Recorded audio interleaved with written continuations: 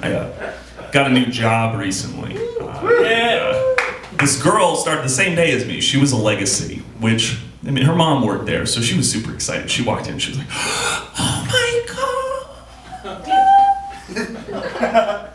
Guys, I've been waiting for this job my entire life. It was a minimum wage part-time job as a tour guide. You do not need to wait for that. You all currently have that job, you just haven't showed up yet. You're all employed there. On the same day as me, there was another guy, 65-year-old tour guide. It was the saddest thing I've ever seen. Until he told his story, which was even sadder. He worked at this company for 35 years, cutting dailies for them.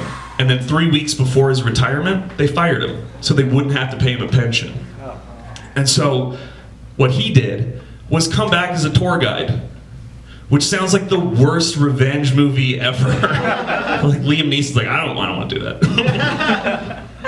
And he would give these long speeches at work that would start happy and then he'd slowly drift into something else. He'd be like, you know guys, you guys are gonna love this company. It's a family company. And yeah, I know they let me go, but you know, you gotta tighten your belt sometimes. And I have a second job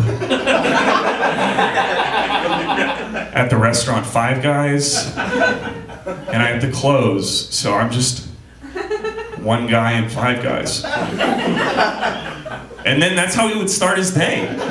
That's what he would do. There was one time we were just walking together, and he told me, hey, I gotta move back in with my parents this weekend.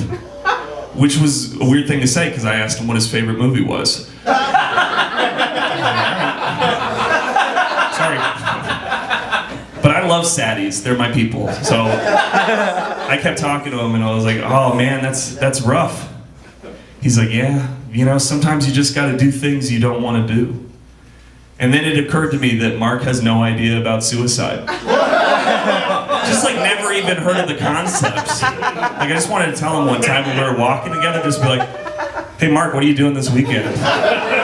He's like, oh, nothing. I'm like, dude, I got a plan for you. Remember when they fired you? You don't do that, you quit. And you quit everything. You never show up to a single thing again, and you get to go to this magical land with no responsibility and no pressure, and nobody bothers you ever again. And he was like, can I bring my parents? Like, yeah, you just gotta plan ahead. You can do that. I had to take sexual harassment training on my first day of work. Pretty much because they saw me and they were like, okay, guy with beard who breathes out of his mouth. Get in here. You're absurd. You tried to sneak by me. Because at my old job, I asked out 35 of my coworkers. Which at that point, you should just send out a company-wide memo being like, what are you guys doing on Friday? No dudes. Which is how I ended all my company memos for a while. No dudes. Thanks to HR, sincerely no dudes. I cleaned it up. The training for HR and sexual harassment is based on the idea that a bunch of dudes want to know what they could still do to women in the workplace. And so they ask a bunch of terrible questions. And now all of those questions are just the curriculum. Because this woman walks in and she goes, hi everybody, how's everybody doing? Now, this is the final question of the day. If there's a man or woman crying in the lunchroom, are you allowed to give them a hug? One guy raises his hand and he goes, I don't know. And she's like, that's a great answer. If you don't know, don't say anything. And then I start to raise my hand. She's like, sir, calm down. I was like, just, okay. I just kind of want to know what the right answer is. Watch your tone. And she's like, well, if you must know, and nobody else did, by the way, the correct answer is no. Because some people don't like to be touched. So as a general rule, hugs are out. However, high fives and handshakes are A-okay. Have you ever tried to high five somebody who's crying before? I'm so sorry about your mom. Up high. Low five, more your speed. Jesus.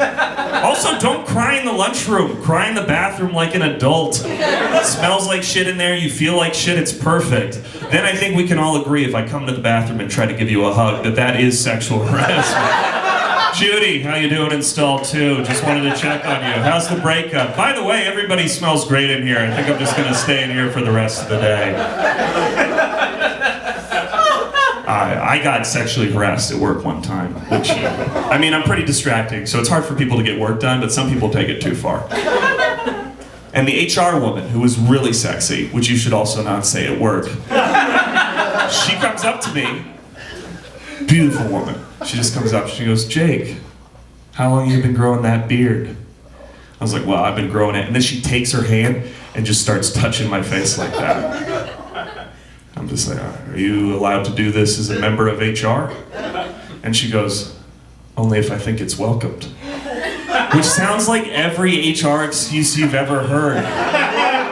Like the guy who pulled his dick out at the water cooler and was just like, I thought everybody was having a rough Monday. Have you read Dilbert this week? It's not cheering anybody up. And by the way, when I did that, productivity went up 35%. It's like, they won't tell you that. And then they're like, Carl, do you still call your dick productivity? He's like, you bet your ass I do. Not changing a great name.